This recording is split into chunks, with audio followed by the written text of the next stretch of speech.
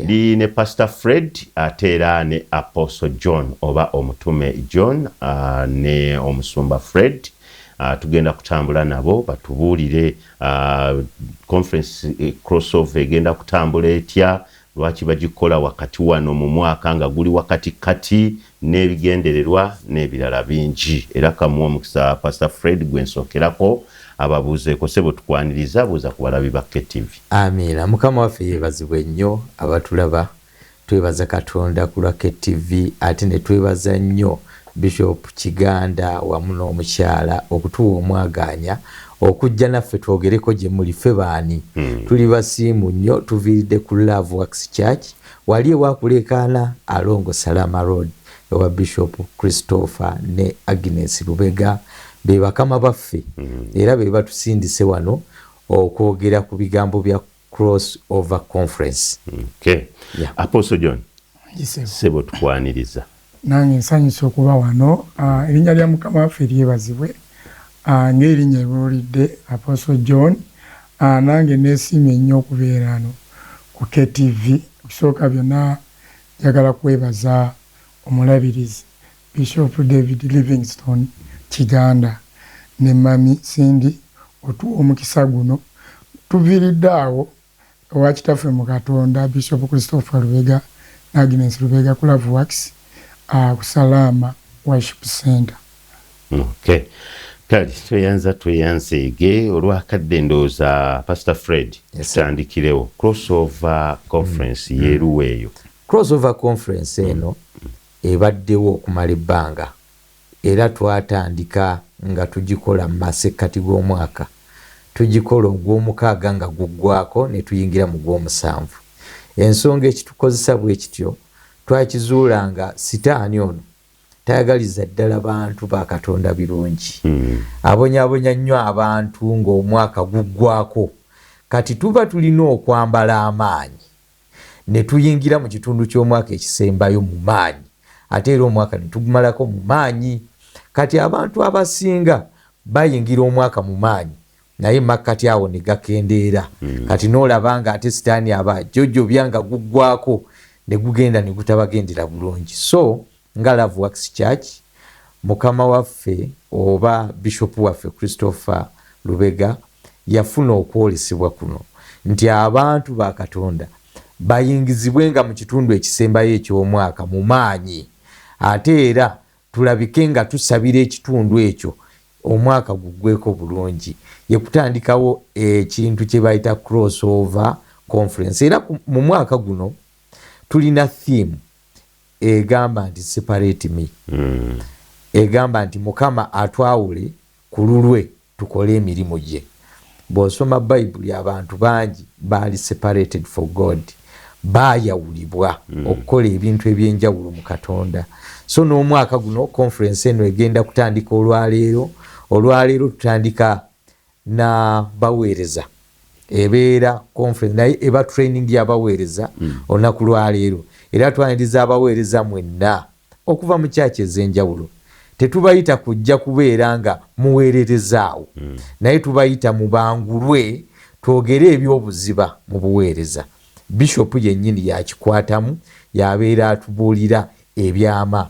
Babishopu bano balina ebyama bingi kati okubibajjamu nno si kyangu kaba kakisa okufunako obudde naye n'ababuulira ebyama byalina ku mutima gwe azakikola era ffe tukyusibwa nnyo.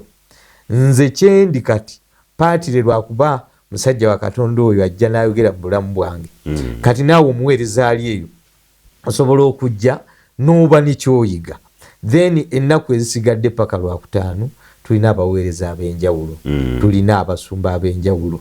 Abasumba abo Apostle John ajja boogerako katono naye nga crossover conference bwetyo bwebeera yakawungeza abantu nga banyuse nga bavudde ku mirimu banyukiraawo ate ne banyuka n'ekyobwa Katonda.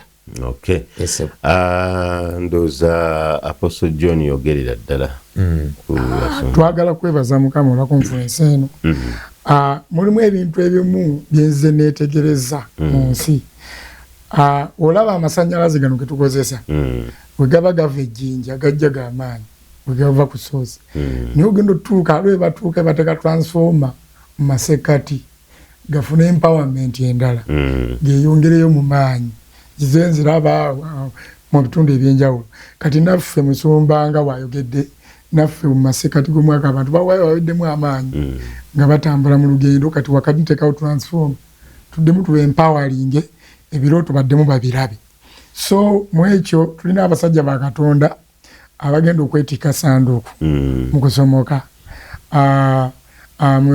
Katonda bye yalungamya bishop waffe tulina bishop Buyondo oyo tumulina tulina bishop Lamanzani wawano oyo tulina ne bishop Mutesasira naye tumulina agenda tuwa omukisa ne pastor Dola Muhumuza tubalina abo abasajja ba Katonda omukyala wa Katonda ab'amaanyi bagenda tuyisa mu crossover eno tusobole okutuuka gye tugenda Mukama atwawule Mukama yawa bishop instruction abantu bange banjawulire bakolemu omulimu basobole okutuuka kubanga ebintu bingi ebitujja ku mulamwa nga tutambula mu lugendo so ebiseera ebisinga tuba twetaaga bano bishop baffe Mukama abalaga waliwo aweddemu amaanyi waliwo ayeetaaga kino waliwo omulugendo ayeetaaga kuyambibwa so batuyambeko bataddewo abasajja ba Katonda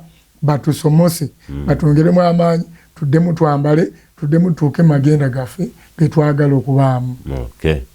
Kale Pastor Fred nkozi omuwuliriza ali eyo era n'atulaba yandyagadde okwongera okumanya kusulayo kubeererayo ddala kuba ogambye ennaku zijja kugenderako ddala nga ziwere enteekateeka eri eti enteekateeka twatandika tusuza abantu naye ne tukizuula nga ate kikulu nnyo okubeera nga abantu baffe abatwetoolodde nabo bakolebwamu omulimu kati ne tusalawo okusookera ddala tusooke n'abaffe so kati okusula tusobola okusuza abantu mu bifo ebiriraanyeewo era omuntu bw'abajja ajjemu n'akasente akayinza okumusuza n'okumuliisa tulina ebifo ebitali bya bbeeyi nnyo tuyinza okubafunira we basula ku kasente akatono naye nga arrangement yaffe olw'okuba nga ya lwaggulo tetwakoze arrangement ya kusuza abantu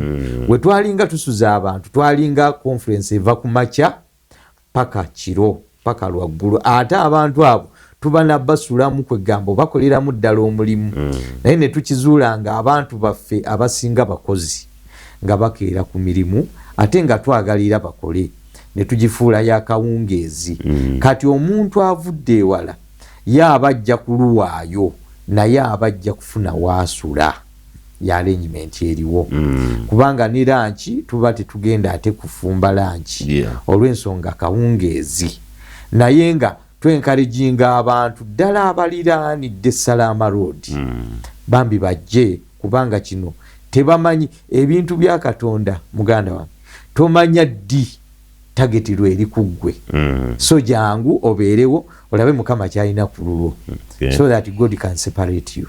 Kale Apostle John tunaatera okumaliriza mu dakiika nga 2 zikozese bulungi oyongere okutulaga obulungi obuli mu crossover conference eno n'okukunga abantu abo. Mukama waffe yeebazibwe nyongera okwebaza omukisa guno. Crossover conference ekola ebintu bingi. Abantu abamu balowooza nti nze nasomoka luli sikyetaaga kusomoka. Tusomoka mu bintu bingi. Abamu twetaaga kusomoka tuyingire mu mayumba gaffe, abamu twetaaga kusomoka mu bwongo ng'omuntu endowooza yakugwako oba yakoma amagezi kati olaba olina ebintu byagala okusomokamu so twagala kwaniriza abantu bangi abasomose.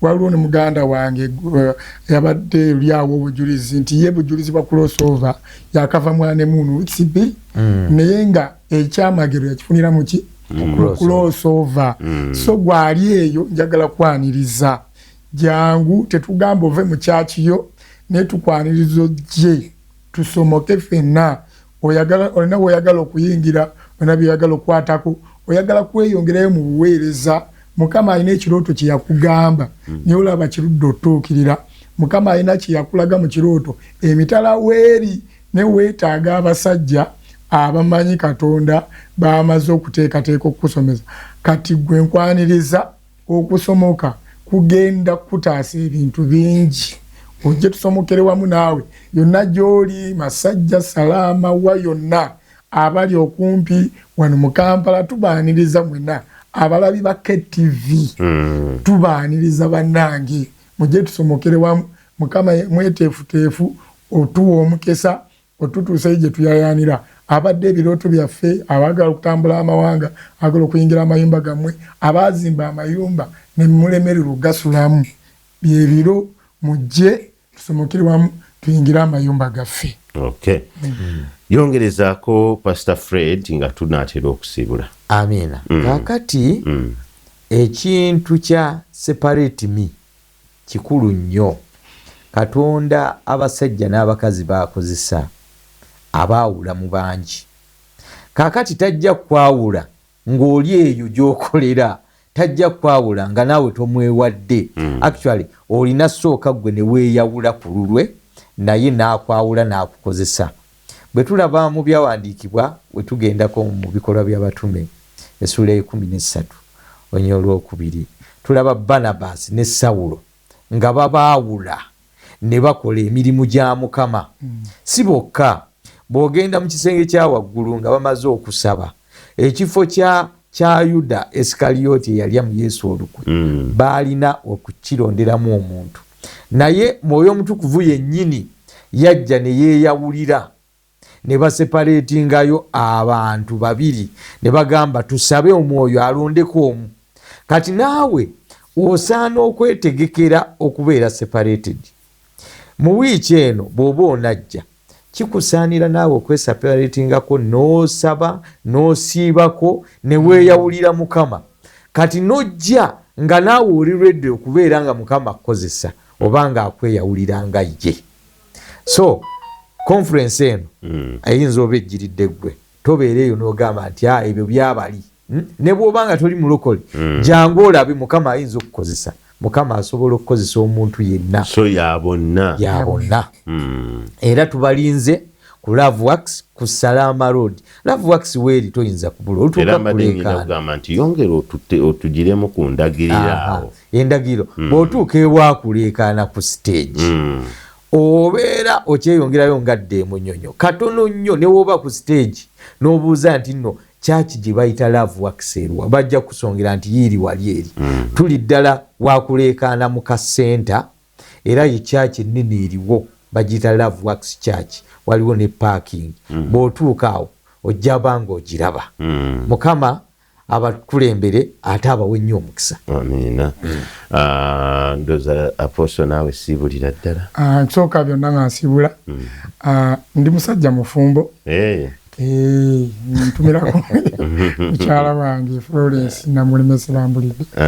N'abasumba bonna ab'oku Love Works tubatumidde mujje tubeerewo Mukama abampeera omukisa.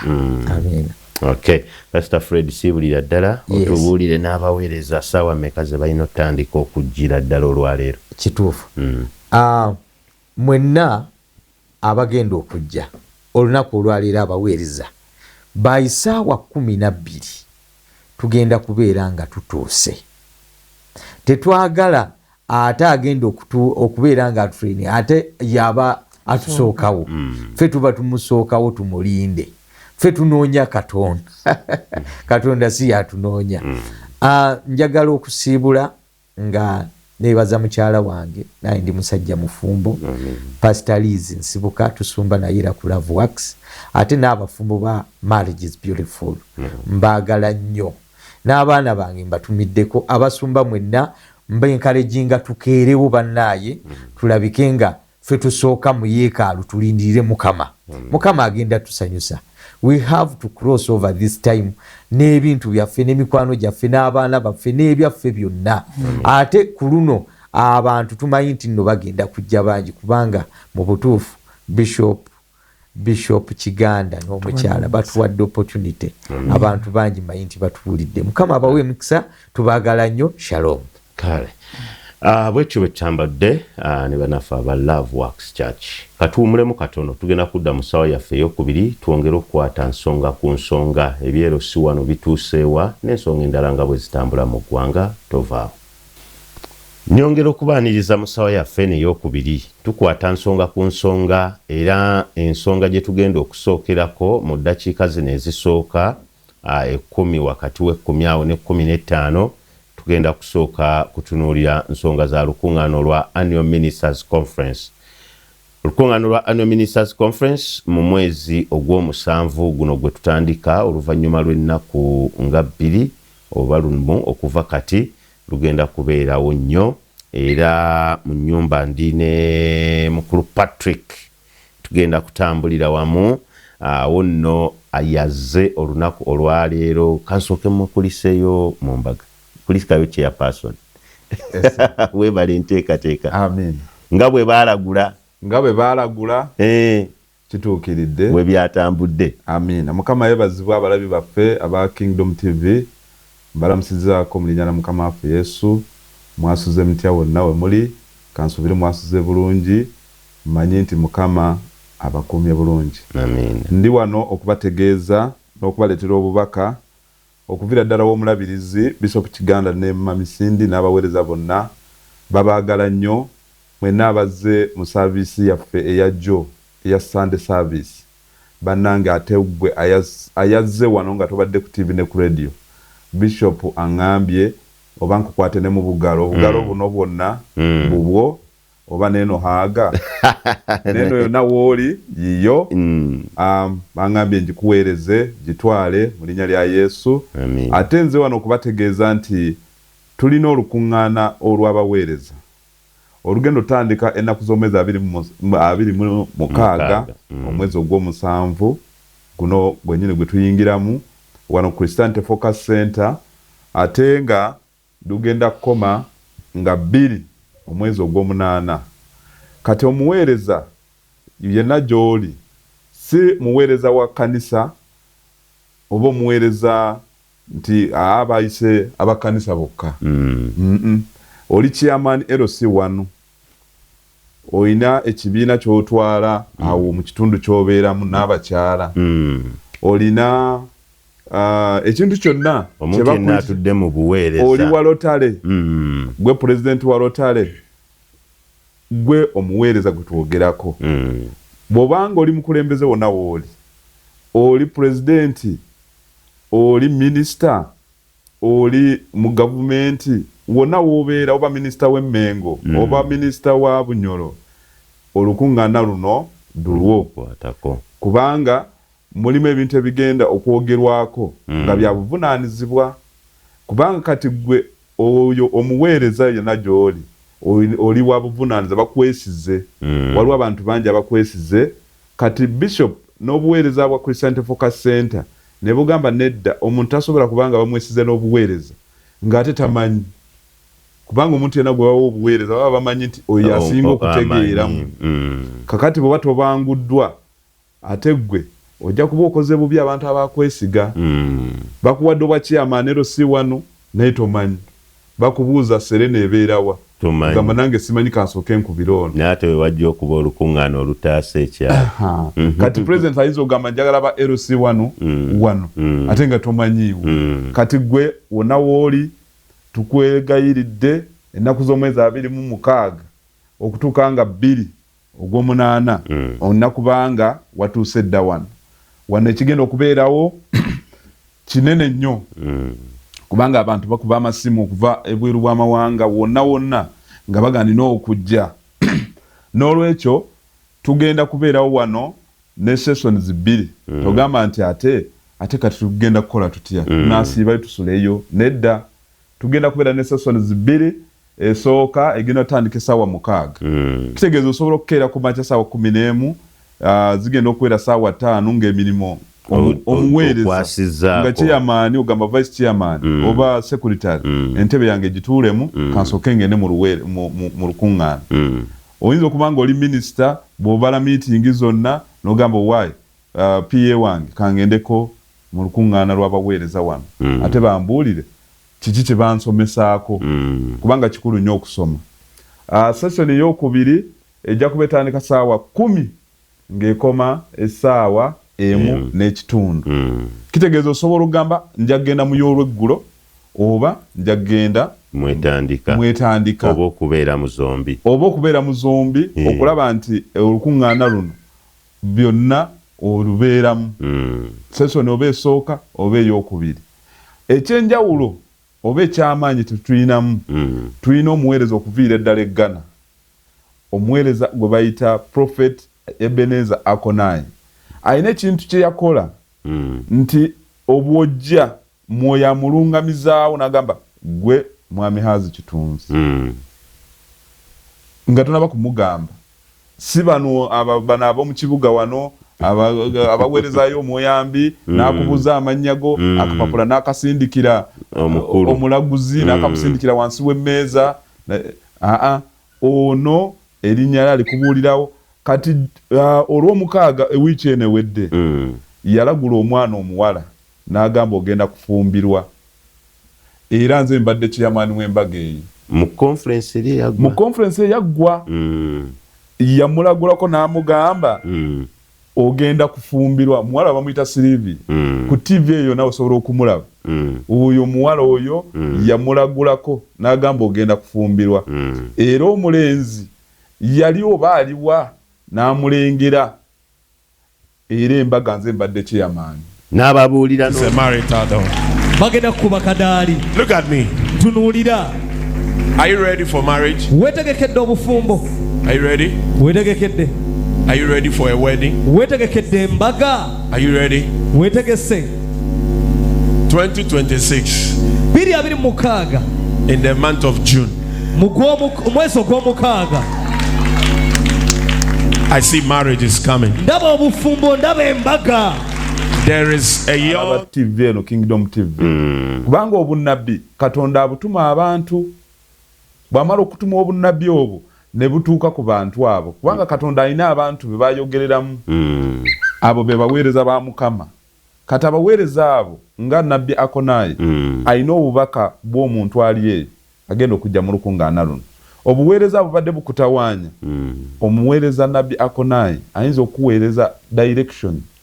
N'abaweereza bonna abagenda okuweereza nabo mu Ministers Conference balina obunnabbi bwo bakugambe bakuwulire butya bwogenda okutandika okukola bulungi mu buweereza obwo bwe watandika, butya bwogenda okukola obulungi mu ebyo ebibadde bikutawaanya.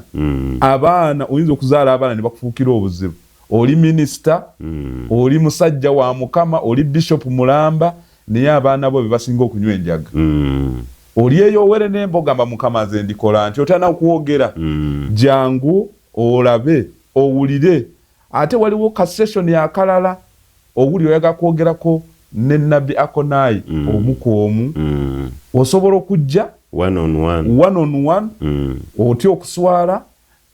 Jangu oyogere n'abaweereza wa Christian Focus Center obagambe bannange nze ndi bishop w'Egindi naye bannange omukyala nze wonna nga nkuba nnyo ntya n'okwogera bishop bamukuba. Jangu bajja kuwayo akadde oyogereko ne omulabirizi ate aconnecting omuweereza Ebenezer Akonai balabe botya bagenda okuwa guidelines ne direction botya bogenda okutambuza obulamu. Kubanga kati embeera yatabuse, ebintu byatabuseemu, amaka gali eyo gasirise. Osanga LC abantu bonna beevuma chairman waabwe gwe baalonda akola endagaano 4-5. Osanga chairman LC 5 bagamba abakazi bafe abamaze okuva bwe twamulonda. Omulamwa gw'olukuŋŋaana luno tulina theme. Bishop yatugamba nti tewali kintu ekikolebwa wano nga si kya Bayibuli, si kya kuteebereza. Omulamwa gugamba nti bwe tubanga if what then shall we say in response to these things. Kiki kye tunaayogera mu bintu bino byonna nti Katonda bw'abanga ali ku lwaffe ate ani mulabe kyanabeera ani anabeera mulabe waffe. Owulira omutwe ogwo Katonda wabaawo nti Katonda bw'abanga alina omuweereza ate mulabe ki? Yes, ate omulabe n'avaawo. Kubanga bw'obanga tolina Katonda abalabe bangi bakutwala. Gule guva mu Abaluumi 8 essula ya 31. Bw'obanga olina Bayibuli yaawo genda mu Abaluumi 8 mu lunyiriri lwa 31. So ogenda kubanga weetegereza nti abalabe bo ekibadde kibakukubya oba obutabula mu Katonda oba obutabula mu guidance ey'obwa Katonda abalaba we bayitidde. Kati tuli wano tuli bakubiriza mwenna we muli nti olukuŋŋaana luno lugenda kuba lw'amaanyi nnyo kubanga tulabye enkuŋŋaana zonna ezibadde wano ez'abaweereza abantu babadde bawa obujulizi. Tukwegayiridde muweereza wonna wooli bannange tobula wano kubanga ekigenda okubeera wano simanyi ojja kinyumiza abantu nga bulijjo ekibeera olw'asatumulimu ate kino kyamaanyi nnyo kigenda kusukkako kubanga tulina abantu kisitudde bangi gundi line up y'amaanyi nnyo. Waliwo abaweereza batamanyi kusaba. Osanga omuntu ali eyo chairman minisita ani naye tamanyi kusaba. Kati Apostle Kasanka the prayer tank bamuyita prayer tank agenda kusindika amafuta ag'okusaba. Kati bw'obanga oyagala kuyiga okusaba jangu olabe omuweereza wa Mukama Apostle Kasanka olabe. Bw'oba oyagala bunnabbi n'ebintu n'ebikutawaanya okugaidinga Ebenezer Akonayi. Ate mmwe okimanyi mulimu abaweereza batamanyi Bayibuli kigambo. Omuweereza wa Mukama wano Bishop Kiganda eno ensi yonna emumanyi nti ye Bishop Kiganda ku kigambo awo tavaawo kubanga amanyidde ddala kyekigambo kyekyokka ekigenda kusumulula abantu. So omulamwa gwaffe guva mu Abaluumi 8 olunyiriri lwa 31 olukuŋŋaana lw'abaweereza baffe wano ku Christianity Focus Center lwe luli ennaku z'omwezi 26 omwezi ogw'omusanvu paka wa nga bbiri omwezi ogw'omunaana naku 8 bweddu. Session ziri 2 abaweereza bangi okuviira ddala Ghana, South Africa, Brazil ne wano Uganda. Bishop Michael Chaze wa Omega Healing Center agenda kubaawo. Apostle Kasanka agenda kubaawo. N'abaweereza aba Christianity Focus Center bonna nga bwe bamanyi bagenda kubaawo. Choirs ez'enjawulo zigenda kubaawo. Ayagala okumusabirako omu ku omu ng'oli muweereza ng'oli mukulembeze jangu olaba abaweereza bakuwandika erinnya lyo tetugenda kuliteeka ku mpewo naye bagenda kukuyita bulungi mu kitiibwa kyo bakusabire ng'oli muntu omu ate bakusiige n'amafuta mu linnya lya Mukama waffe Yesu. Kale bwentyo bwe ntambudde ne Mr. Patrick ndooza basiibulire ddala. Njagala kutwala omukisa guno okusiibula abantu mwenna okusinga nnyo abaami kubanga nze mukulembeze nze mobilizer wammwe abaami tubeegayiridde temulemwa ne mujja mu lukuŋŋaana luno. Olukuŋŋaana luno lw'amaanyi nnyo. Ab'e Kayunga naliyo, aba Mityana naliyo. Tubeegayiridde luno olukuŋŋaana lwammwe tubeegayiridde mujje mu linnya lya Mukama waffe Yesu. Bakoowolere ddala mu ddakiika ng'emu era abaami n'olwaleero bakitegeere nti lwamukutulanjegere. Olwaleero abaami mukutulanjegere. Omwami atasaba eringa tanka ey'amafuta egenda okuteekwako omuliro. Bw'obanga mwami ge tosobola kusaba oli mu buzibu bunene. Olwaleero tulina service gye bayita mukutulanjegere.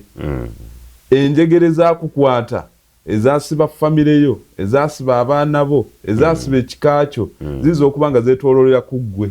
So olwaleero tulina service yaffe eya mukutulanjegere ne lunch hour weeri saawa 6 paka saawa 8.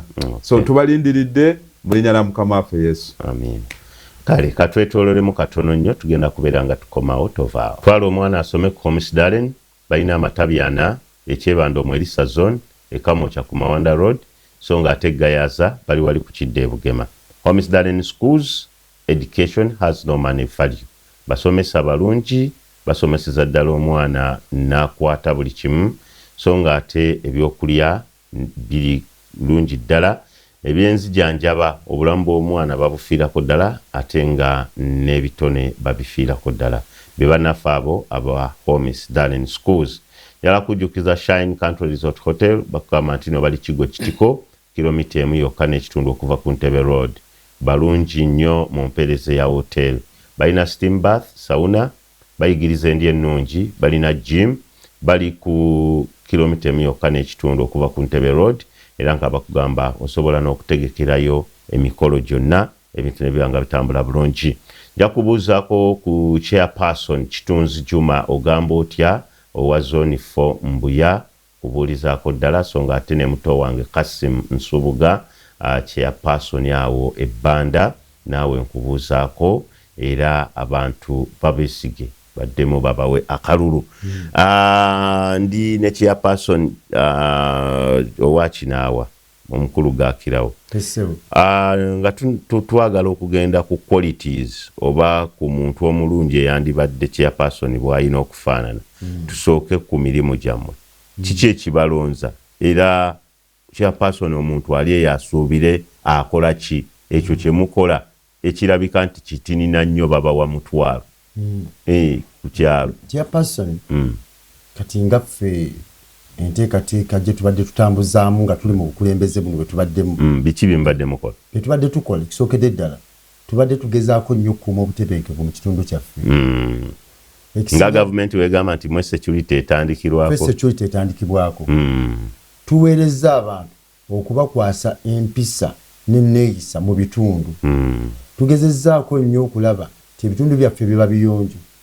ate ne tugezaako era okulaba ng'ebitundu byaffe birina amakubo aganguya abantu okutambula nga batuuka mu kubannaavu kati nga nze nakola Gakirawo oluudi nagatta oluguudo ku kyalo kino tugatta ku kirala so luli twali tuyita wano n'ogguka ku 5 ate okomewo ekirinnya bigo naye nga wali Kinaawa Kinyana Mpindi nga waliwo olutindo olwalemesa ekyo nakikola n'entindo omugga n'enkolako ekkubo kati olwaleero bwe bagadde Nakawuka bayita ku lwa Gakirawo naye kyasinza okutuluma nti babadde bakola luli diversion tebasobodde wadde okutuyambako ku luguudo lw'ennakola olw'emiti okuteekako ebigoma kati emiti gigenda ginafuwa balagire bulagiza emmotoka kuyitayo ziyitaawo zigenda naye zijja ggwayo ate kinneewuunyisa abakola amakubo bakolera bannayuganda bakolera ffe kati ate bwe tubagamba nti mukole kino kitegeeza babanga abakotogera ffe ate be bakolera ekyo kikyamu era nali badde ngamba nti bandibadde bagenda ne bakola ki ne batereeza ekyo kati mu bukulembeze bwaffe enteekateeka nnyingi nnyo ze tukoze naddala tugezezzaako okulaba nti ekyalo kiba n'entebe bwe tuba tulina emikolo ne tuba n'entebe ebyalo mubiteekerateekera tenti zonna tuzirina tubadde ne community radio kubanga tulina amaloboozi agatuuka okumpimpi awo nabyo byonna tubikoze era abantu basiima era ne baza nnyo bakyeyamani abaali jiimu eno Gakirawo mwentambulidde bakyeyamani abasinga obungi babadde balungi tetuganye temubula bumulumulu naye nze yonna gyempise mu Busiro constituency abantu bali ng'onoonya akalulu k'owemuppi era ne baza nnyo bakyeyamani bonna ababaddeko mwebale nnyo mwebalidala era nesaba abantu bakyeyamani abalungi babakomyewo eggwanga lyosobole okutambula obulungi era nange kyova olaba nesimbyewo era nga nsaba bannakinaawa benkiikirira bampa akalulu enteekateeka etambule bulungi kuba tetusuubira nti nze Gakirawo mu Kinaawa akyadde emabega era bw'otuuka mu Kinaawa n'abaasenguka ku kyalo bwe badda babula tebayinza kumanya nti oli ye Kinaawa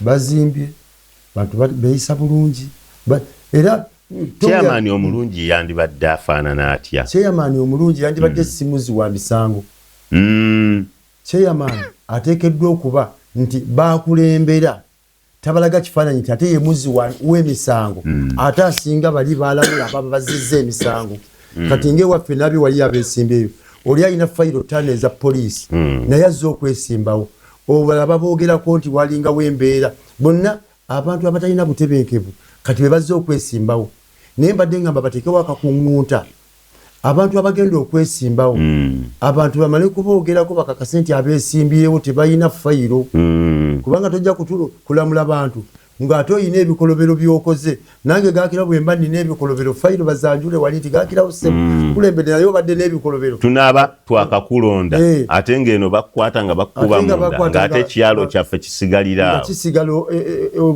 ekyereere era mu nteekateeka nga bateekateeka bateekewo akakuŋŋunta naye baba tebataddewo kakuŋŋunta nga 15 sula mugenda okuŋŋuntibwa nga 15 okwewandiisa okwewandiisa si 10 kakati bwe tunaba tugenza okwewandiisa bwe batateekawo kakuŋŋunta abajja bakutigomya ebyalo kubanga oli bw'abanga mubbi n'abanga ekyeyamani bwe bakwata ababbi eriyo abajjayo agamba nti ebbaluwa abawa nti abo batuufu bate olwo abantu bagenda kubabbira ddala bwe wabanga bano bayaga ab'amalala ekyalo li omanyi liida yaleeta amalala mu kitundu kitundu kiyinza okugyamu amalala naye twagala balonda abantu abanaaweereza ekitundu nange kennyini bwe wabaawo omuntu gwe balaba nti asobola nga talina malala nzikiriziganya naye ajje yeesimbewo bamuwe kubanga naffe twagala muntu atwala ggwanga mu maaso n'okuweesa ekyalo ekitiibwa enkola egenda kubeera yakusimba mu mugongo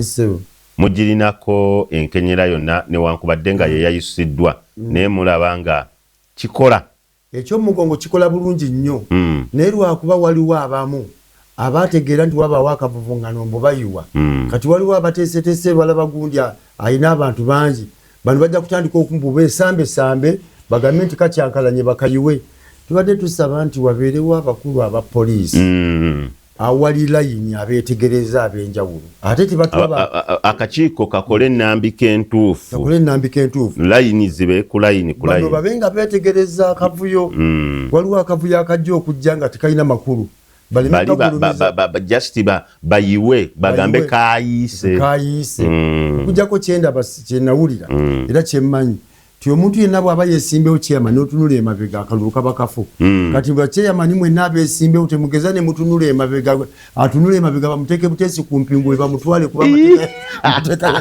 amateeka okutunula emabega nakyo kitutalo luli awo mbanyongeddeko kalulu mba ntunulayo ndabe ku bantu asite otunula oba obaze lwaki obala werinda biva mu gundi nti munnange mubadde mu kalulu kibayita akalulu lwaki tebateekawo buteesi bifaananyi byammwe mwe ne babasiba eri mu kasenge olw'ensonga asinga obungi kati nganzi omuntu aba ayagala kulaba kugaakirawo yennyini oligino ayinza okujja n'agamba oli bw'akyusa ekifaananyi twalonda kifaananyi kiyinza okubeera wano omujagujagu n'ajjawo kino n'akiteeka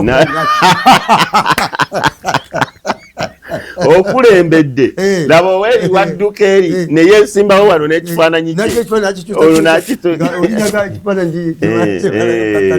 oyinza okuviiramu awo ngaayo ky'omusota akati waliwo enkola endala bagamba nti olukiiko lwammwe ku luno temugenda kweyagalira kituufu mugenda kululonda naye ate wajja kubaawo abataka n'abantu abalina oddukuba mu ttooki baviirewo ddala nga balukakasiza enkola eyo eri etya enkola tetujja giwakanya baffe tetuwakanya nteekateeka ya gavumenti musobole okulonda olukiiko luliko abantu ab'ensa oli aleme kubeera nga ye chairperson awangudde mu Nyiwanjaga ate alonde ne bannavayisi ne depute n'amuddako n'omukwasi w'abakazi omulala mu mubbi nga bw'ogambye ate azzeeko banne abataamuwe buzibu olukiiko lwakwekenneenya kati kaakati ekyo kirungi nnyo bwe bana bakireese era kye nagambye nti bateekewo nga bagenda okulonda tube n'olukiiko bano bonna abeesimbyewo basooke bajje mu lukiiko lw'ekyalo abantu baboogereko nti oyo mubbi oyo akwata abakyala oyo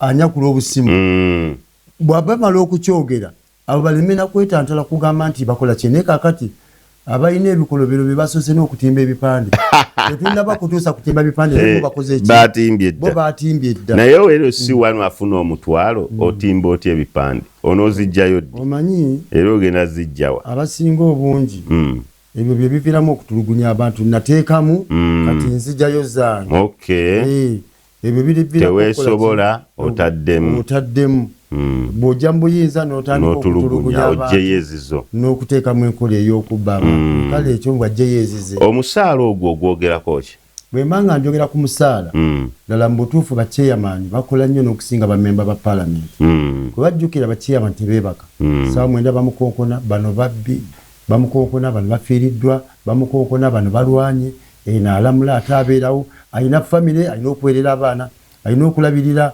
enteekateeka z'amakanga bw'ozimanyi nze n'omusala gwe waba memba ba palamenti gwandibadde gujja kwerosibwa no memba palamenti nafuna guno chairman gwafuna lwaki guno gwa chairman memba palamenti agugaana ate nze nga mugambye lwaki tebaguwa eno ye n'agamba muba muli awo ng'akatwalo kammwe kazze ku ssimu ate nno ak'obutaliiwo ak'ekkooti ak'ekkooti okamanyi kkooti egamba tukweyimiridde ku z'obutaliiwo emitwalo 75 kakati na wano bagamba bachairman batuwa kaneza tututte emyaka oba 2-3 feezo tetuziraba omutwalo gye mitwalo 12 omwaka egy'obutaliiwo mumala emyaka 3 nga temunagufuna ate ogenda bugenzi nti bannange omwaka guweddeko bampenga gwe basasula omusaala bamala kwerowooza bwe bagira era nakati tetufunanga mubanja emyaka emeka kati emyaka 3 gye mubanja tetuziraba kakati basiibule bannakinaawa sooka okusiibula bannakinaawa kuwe n'omukisa obasabe nga 28 bakusimbe mugongo era mbasaba akalulu bannakinaawa mwenna ennaku z'omwezi 28 musimbe mugongo gwagaakirawo w'ebyenkulaakulana azimba kinaawa era ayagala abantu nsooka okusiibula ku mukulu Hillary Engobya mu kinaawa mukulu Timotimo gy'oli nkwagala nnyo Kakoza Ponsiano Defense Tata Sakuru nkwagala nnyo mukyayi naawe mudidizi ne mama Treza awo nkwagala nnyo mwenna ne mukyala Kigundu mwenna mbagala nnyo nentumira ne kuba ennammere bannanga ab'ennammere mbagala nnyo naye ng'ekisinga obukulu bannakinaawa mbasaba akalulu nga ennaku z'omwezi 28 omwezi ogujja mugambe nti gaakirawo go gajja kwaka mukama abeere nammwe amiina kale banaye tetujja kusukkakaawo nyongera okubaaniriza mu lankyawa saawa 6 okutuukira ddala mu saawa 8 omulabirizi Dr. David ne Pastor Cindy Kiganda bakuyita wano ku Shante Focus Center